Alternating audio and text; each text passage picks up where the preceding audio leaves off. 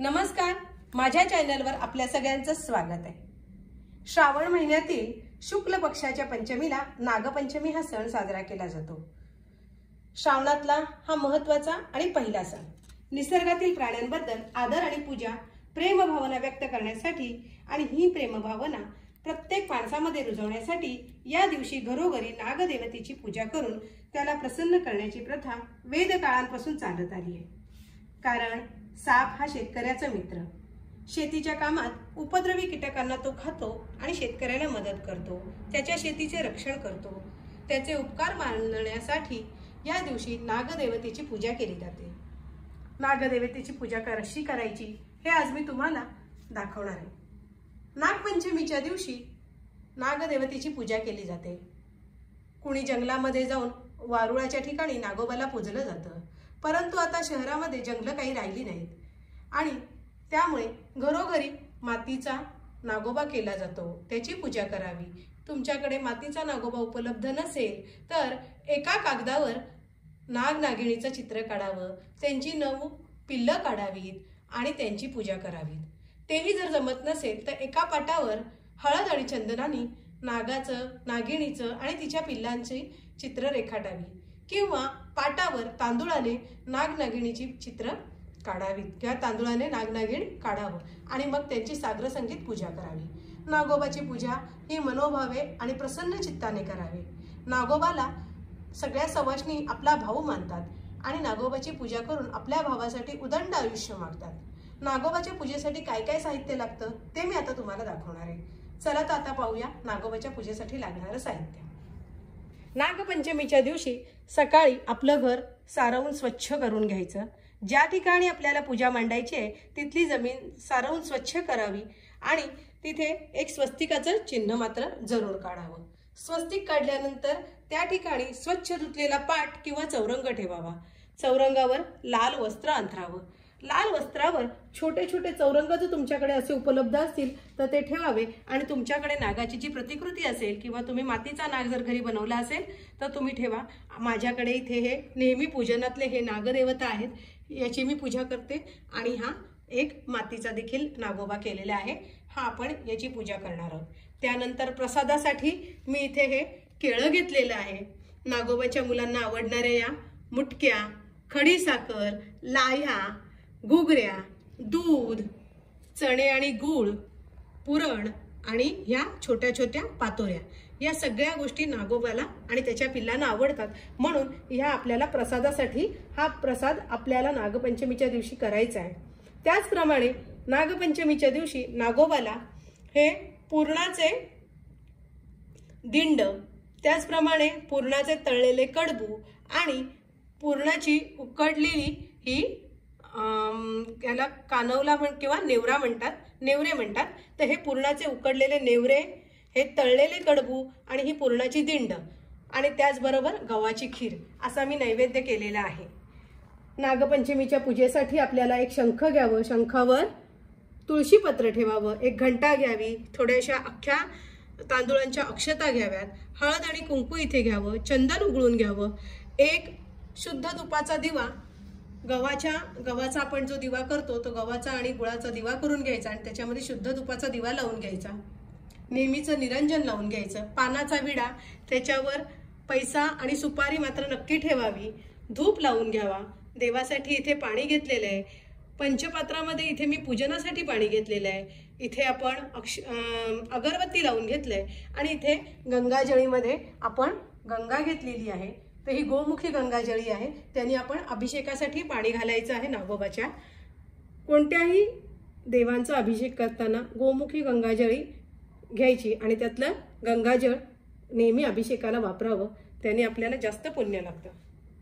त्यानंतर इथे मी कापसाची वस्त्र घेतलेली आहेत, तुपाचा दिवा, थोड्याशा गुलाब पाकळ्या, त्यानंतर पिवळी झेंडूची फुलं, माझ्या इथे बागेमध्ये उपलब्ध असलेली 5 ते 7 प्रकारच्या झाडांची 5-5 पानं, यामध्ये तेरडा, आघाडा, सदाफुली, तगर, गुलबक्षी, पुन्हा इथे आंब्याची झाडं आहेत, आंब्याची पानं आहेत, गुलबक्षीची आहेत, जास्वंदीची आहेत, अशी 7 प्रकारच्या झाडांची 5-5 पानं घेतलेली आहेत। इथे मी काही तेरड्याची आता पावसाळ्यातली फुलं आहेत, सदाफुलीची आहेत, गुलबक्षीची आहेत, झेंडूची आहेत, ही फुलं घेतलेली आहेत आणि आपण हे सगळं पूजा साहित्य वापरून पूजा करायची आहे। एक मात्र करायला विसरायचं नाही की एक बाजूला आपण समई मात्र तेवत ठेवायची आहे। या पूजेच्या एका बाजूला आपण समईमध्ये तेलवात घालून समई अखंड पूजा होईपर्यंत तेवत ठेवायची आहे। चला तर आता आपण हे पूजा साहित्य मांडून घेतलंय। आता आपण नागोबा देवाची पूजा सुरू करू। महिन्याच्या शुक्ल पक्षाच्या पंचमीला नागपंचमी हा सण साजरा केला जातो। या दिवशी घरातील सगळ्या माणसांनी लवकर उठावं, प्रातर्विधी आटोपून स्नान करावे, स्वच्छ कपडे घालावेत, वस्त्र अलंकार चांगले पद्धतीने परिधान करावेत आणि त्यानंतर आपल्या घरातील पूजेच्या ठिकाणी स्वच्छ जमीन सारवून त्याच्यावर रांगोळी काढा। रांगोळीवर पाट चौरंग ठेवा, लाल वस्त्र ठेवा, त्यावर नागदेवतांची प्रतिकृती आणि प्रतिमा जी उपलब्ध असेल ती ठेवा। ती नसेल तर चित्र काढा, चित्र नसेल तर चंदनाने किंवा तांदुळाने नागोबा देवाची प्रतिकृती काढून घ्या आणि त्यानंतर नागोबाची षोडशोपचारे पूजा करायची आहे। तर त्यासाठी आपण नागोबाला पहिले शुद्ध पाण्याने आंघोळ घालायची आहे। शुद्धोदक स्नानम समर्पयामी असं म्हणून नागदेवतेला ह्या पळीने थोडं थोडं पाणी घालायचं। त्यानंतर आपण पंचामृत स्नानम समर्पयामी असं म्हणून इथे पंचामृत घेतलेलं आहे, त्या पंचामृताने थोडी थोडी आंघोळ घालायची आहे। पंचामृत स्नानम समर्पयामी असं म्हणून त्यानंतर इथे ही जी गंगाजळी घेतली ते गंगाजळाने त्याच्यावर अभिषेक करायचा आहे। त्यानंतर पुन्हा शुद्धोदक स्नानम समर्पयामी असं म्हणून नागदेवतेला छान स्नान करून घ्यायचं आहे। स्नान केल्यानंतर नागदेवतेला आसन म्हणून आपण हे थोडेसे अक्षत व्हायचे आहेत की आसनार्थ अक्षतानाम समर्पयामी असं म्हणून थोड्याशा अक्षता व्हायच्या आहेत। त्यानंतर आपण इथे जे गंध उगाळून घेतलेलं आहे, या इथे आपण गंध उगाळून घेतलेलं आहे। हे गंध जे आहे ते आपल्या उजव्या हाताच्या करंगळीच्या बाजूच्या बोटाने हे गंध हाताला घ्यायचं आहे आणि नागदेवतेला इथे गंध लावायचा आहे। आपण कोणत्याही देवतांचं पूजन करताना त्यांच्या चरणाला गंध लावावा। आता मला इथे नागांच्या चरणाला लावता येत नाही, त्यामुळे आपण इथे लावून घेऊया।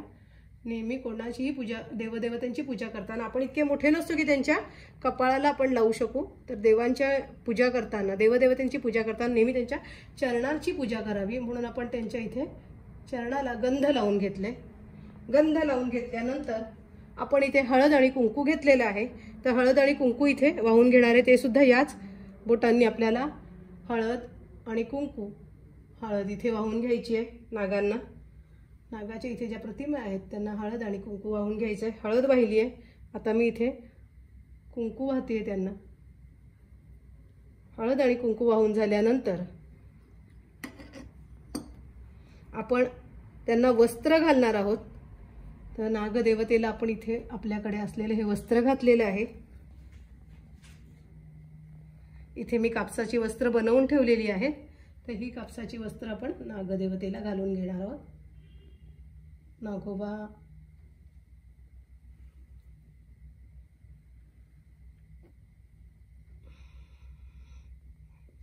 ही वस्त्र घालून घेतल्यानंतर आपल्याकडे उपलब्ध असलेलं फूल नागोबाला व्हायचं आहे।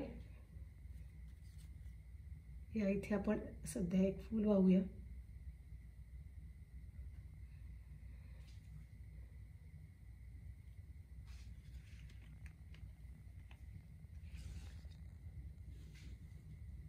या इथे मी त्यांच्या चरणाजवळ सुद्धा आपण फूल वाहून घेऊया। इथे तेरड्याची माझ्याकडे जी फुलं आहेत ती इथे चरणाजवळ बाप्पाच्या नागा बाप्पाच्या वाहून घेऊया। अजून आपल्याकडे वेगवेगळी जी फुलं असतील ती आपण इथे वाहून घ्यायची आहेत। आता आपण इथे पत्री घेतलेली आहे, ही 7 प्रकारच्या झाडांची 5-5 पानं घेतलेली आहे। तर आता आपण ही पत्री सुद्धा या नागोबाला व्हायची आहे, कारण नागोबा हा नेहमी जंगलामध्ये झाडाझुडपांमध्ये असतो, तर त्याला त्याची आवडणारी पत्री आपण अर्पण करायची आहे। इथे हे तेरड्याचं आहे, इथे सदाफुलीची पानं आहेत, या इथे मी आघाड्याचं पान घेतलेलं आहे। तुम्हाला मी आघाड्याचं पान देखील आपण घेतलेलं आहे, इथे ते देखील वाहून घेतो। हे तेरडा दोन्ही नागोबांना वाहून घेतो। आता बाजारामध्ये लॉकडाऊनच्या काळामध्ये सध्या पत्री वगैरे काही उपलब्ध होत नाही, त्यामुळे तुम्हाला तुमच्या बागेमध्ये जी उपलब्ध होईल ती झाडं, पानं, फुलं हीच आपल्याला पूजेसाठी आपल्याकडे उपलब्ध असलेली सगळी पत्री आपण वाहून घेतली आहे। ही आघाड्याची पानं देखील आहेत, ही आघाडा देखील आपण या पूजेला आवश्यक असतो, तर तो पूजा आपण आघाडा आणि दुर्वा देखील इथे वाहून घेतलेला आहे। अशा पद्धतीने आपण सगळी पत्री वाहिल्यानंतर आपण हा जो इथे पानाचा विडा घेतलेला आहे, आपण इथे हा पानाचा विडा घेतलाय, त्याला हे गंध लावून घ्यायचं आहे। त्यानंतर हळद आणि कुंकू याच्यावर वाहून घ्यायचं आहे, हळद आणि कुंकू वाहून घ्यायचं आहे। थोड्याशा अक्षता वाहायच्या आहेत आणि याच्यावर एक आपल्याला फूल व्हायचं आहे। सगळी फुलं पत्री यांचं हे केल्यानंतर आपण अगरबत्ती आहे ती सगळ्या पूजेला अगरबत्ती ओवाळून घ्यायची। एका हाताने अगरबत्ती ओवाळायची आणि दुसऱ्या हाताने आपण घंटानाद करायचा आहे। त्यानंतर आपण इथे धूप घेतलेली आहे आणि इथे दिवा घेतलेला, तर आपण हा दिवा सुद्धा ओवाळायचा आहे। दीप दर्शयामी धूप दीप दर्शयामी असं म्हणून दिवा आणि अगरबत्ती या पूजेला ओवाळून घ्यायची आहे। त्यानंतर आपण इथे जो हा प्रसाद ठेवलेला आहे, इथे या देवाला मुटक्या केलेत, खडीसाखर, लाह्या, घुगऱ्या, दूध, चणे आणि गूळ आणि त्यानंतर पुरण आणि इथे छोट्या पातोऱ्या। त्यानंतर इथे आपण पुरणाची दिंड, उकडीच्या नेवऱ्या आणि पुरणाचे कडबू हे नागदेवतेला आवडतात, तर हे सगळे पदार्थ आपण त्याला नैवेद्य म्हणून दाखवणार आहोत। तर त्याला आता आपण ही पूजा जी केलेली आहे तर त्याला हात जोडून सांगायचं की ही तुला जी पूजा केली ती गोड मानून घे आणि तुझ्यासाठी हा नैवेद्य केलाय आणलाय, तर तू खाऊन घे, गोड मानून घे आणि आमच्या पूजेमध्ये काही चुकलं माकलं असेल तर आम्हाला माफ कर असं म्हणून आपल्या उजव्या हातात थोडंसं पाणी घ्यायचं आहे आणि या सगळ्या पूजा साहित्याच्या इथे नैवेद्याचे ज्या वस्तू ठेवलेत त्यांना क्लॉकवाईज असं 3 वेळा पाणी फिरवायचं आहे। त्याचबरोबर हा जो नैवेद्य ठेवलाय या नैवेद्यावर आपण तुळशीपत्र ठेवायचं। तुळशीपत्र ठेवून हा नैवेद्य नागदेवतेला अर्पण करायचा आहे। काही ठिकाणी लोकांना पूजा करते वेळी जर नागोबाची प्रतिमा उपलब्ध नाही झाली, जर नागोबाचं चित्र काढता नाही आलं, तर लोक शंकराच्या पिंडीवर असणाऱ्या नागोबाची शंकराच्या देवळात जाऊन पूजा करतात। काही ठिकाणी नागदेवतेची मंदिरे आहेत, तिथे जाऊन देखील पूजा केली जाते। प्रसादासाठी इथे केळी घेतले, त्या केळ्यांवर सुद्धा आपण पाणी फिरवून घ्यायचंय आणि त्याचबरोबर आपण इथे जे हे नागदेवतेला आवडणारा हा प्रसाद नैवेद्य म्हणून केला याला देखील आपण पाणी फिरवून घ्यायचंय आणि नागोबाला विनंती करायची आहे की हे नागदेवता, तुझी आम्ही जी पूजा करतोय ती गोड मानून घे आणि तू माझा भाऊ आहेस, तर तू माझ्या सगळ्या कुटुंबाला संरक्षण दे आणि आमच्या कुटुंबाला उदंड आयुष्य दे आणि तुला देखील उदंड आयुष्य लाभू दे, यासाठी प्रार्थना करायची आहे। आमच्या पूजेमध्ये काही चुकलं माकलं तर माफ कर आणि नेहमी तुझा आशीर्वाद माझ्या कुटुंबावर सदैव राहू दे आणि मला तुझं कधीही विस्मरण होऊन देऊ नको असं म्हणून ओम श्री नागदेवताभ्यो नमः असं म्हणून नागदेवताला मनापासून सहकुटुंब सहपरिवार नमस्कार करायचा आहे। आणि त्यानंतर आपण एक ताम्हण घ्यायचं किंवा एक पूजेचं ताट घ्यायचं आणि त्यामध्ये एक शुद्ध तुपाचा दिवा, थोडी फुलं आणि अक्षत घेऊन नागोबाची आरती करायची आहे। आपण शुद्ध तुपाच्या दिव्याने नागदेवतेची आरती करायची आहे आणि तिला मनापासून आपण आपल्या इथे आलायस, तुझी पूजा गोड मानून घे असं आव्हान करायचं आहे आणि मनापासून त्याची आरती करायची आहे। आता आपण ही सगळ्या पूजा झाल्यानंतर आपण नागपंचमीची कहाणी मात्र वाचायला विसरायचं नाही। चला तर आता आपण नागपंचमीची कहाणीचे वाचन करूया। आटपाट नगर होतं, तिथे एक शेतकरी होता। त्याच्या शेतात एक नागाचं वारूळ होतं। श्रावण मास आला आहे, नागपंचमीचा दिवस आहे। शेतकरी आपल्या नित्य नियमाप्रमाणे नांगर हातात घेऊन शेतात गेला। नांगरता नांगरता काय झालं, वारुळात जी नागाची नागकुळ होती त्यांना नांगराचा फाळ लागला। लवकरच ती मेली। काही वेळानं नागिण आली, आपलं वारुळ पाहू लागली। तो तिथं वारुळ नाही, पिल्लं नाही, इकडे तिकडे ती पाहू लागली। ती फार घाबरली। तेव्हा नांगर रक्तानं भरलेला दिसला। तिच्या सारं काही लक्षात आलं, ह्याच नांगरानं माझी पिल्लं मेली। तो रोष त्या नागिणीने मनात ठेवला। शेतकऱ्याचा वंश निर्वंश करावा असं तिने मनात आणलं। फोफावतच ती शेतकऱ्याच्या घरी गेली। त्याच्या मुलाबाळांना, लेकी सुनांना, शेतकऱ्याला, त्याच्या बायकोला तिनं दंश केला। त्याबरोबर सर्वजण मरून पडले। पुढे तिला असं समजलं की ह्या शेतकऱ्याची एक मुलगी परगावी आहे, तिला देखील जाऊन दंश करावा म्हणून ती रागारागाने पाय आपटत निघाली। ज्या गावी मुलगी दिली होती त्या ठिकाणी ती आली। तो त्या घरी त्या शेतकऱ्याच्या मुलीनं पाटावर नाग नागिण आणि तिची 9 कुळं काढली होती। त्यांची ती छानपैकी मनोभावे पूजा करत होती। तिने त्याला दूध आणि लाह्यांचा नैवेद्य दाखवला होता। त्या नागाच्या पूजेला तिने लाह्या, आघाडा, दुर्वा आणि उपलब्ध असलेली पत्री वाहिली होती। गोडाधोडाचा नैवेद्यात तिने पुरणाचे दिंड, पुरणाचे कडबू, उकडलेल्या पुरणाच्या नेवऱ्या त्यानंतर पातोऱ्या, खीर, लाह्या, खडीसाखर आणि नागाच्या पिल्लांना अगदी तिने आवडीने घुगऱ्या, मुटक्या आणि दूध देखील ठेवलं होतं। ही सारी पूजा पाहून ती नागिण संतुष्ट झाली। तिनं तिथे ठेवलेलं दूध, लाह्या, दूध प्यायलं, लाह्या खाल्ल्या, चंदनात आनंदानं लोळली। इकडे हिची प्रार्थना आपली डोळे मिटून चाललेलीच होती। इतक्यात नागिण उभी राहिली। तिला म्हणू लागली, बाई तू कोण आहेस? तुझे आईबाप कुठं आहेत? इतकं म्हटल्यावर तिने डोळे उघडले। पाहते तो प्रत्यक्ष नागिण दृष्टीस पडली। बाई बिचारी भिवू लागली। नागिण म्हणाली, भिवू नको, घाबरू नको, विचारल्या प्रश्नाचं उत्तर दे। तिने आपली सर्व हकीकत सांगितली। ती ऐकून नागिणीला फार वाईट वाटलं। ती मनात म्हणाली, ही आपल्याला इतक्या भक्तीने पुजते, आपलं व्रत पाळते आणि आपण हिच्या बापांचा निर्वंश करण्याचं मनात आणलं, हे चांगलं नाही। असं म्हणून तिने नागिणीला तिच्या बापाची हकीकत सांगितली। तिनं ती ऐकली, वाईट वाटलं। तिनं आईबाप जिवंत होण्याचा उपाय नागिणीला विचारला। तिनं तिला अमृत दिलं। ते अमृत घेऊन ती धावतच आपल्या माहेरी आली आणि सगळ्या माणसांच्या तोंडात अमृत घातलं। सगळी माणसं जिवंत झाली। सगळ्यांना खूप आनंद झाला। बापानं तिनं झालेली सगळी हकीकत मुलीनं व्यवस्थित सांगितली। तेव्हा बापाने विचारलं, हे व्रत कसं करावं? मुलीनं व्रताचा सगळा विधी सांगितला। श्रावण शुक्ल पंचमीला नागपंचमीचं व्रत करावं। एका छान पाटावर नागोबाची मूर्त ठेवावी किंवा त्याची रांगोळी काढावी आणि त्या नागोबाचं पूजन लाह्या, दूध आणि पत्री यांनी पूजन करावं। त्याला नैवेद्य अर्पण करावं, गोडधोड द्यावं आणि मात्र या दिवशी भाज्या चिरू नये, तव्यावर शिजवू नये, जमीन खणू नये, शेतामध्ये जमीन नांगरू नये, तळलेलं बनवू नये, या सगळ्या गोष्टी पाळाव्यात, जेणेकरून नागोबाला कोणतीही हानी पोचणार नाही याची दक्षता आपण घ्यावी। नागोबाला नमस्कार करावा, असं तिने सगळं आपल्या वडिलांना मनापासून सांगितलं। त्या दिवसापासून शेतकरी देखील नागपंचमीचं हे व्रत मनापासून करू लागला। ही नागिण जशी त्या शेतकऱ्याच्या मुलीला आणि शेतकऱ्याला प्रसन्न झाली, तशी तुम्हा आम्हाला हो ही 60 उत्तराची कहाणी 5 उत्तरी सुफळ संपूर्ण। तात्पर्य काय? प्राणी कितीही दृष्ट असला तरी जर आपण त्याची मनोभावे आराधना केली तर तो संतुष्ट झाल्यावरून राहणार नाही।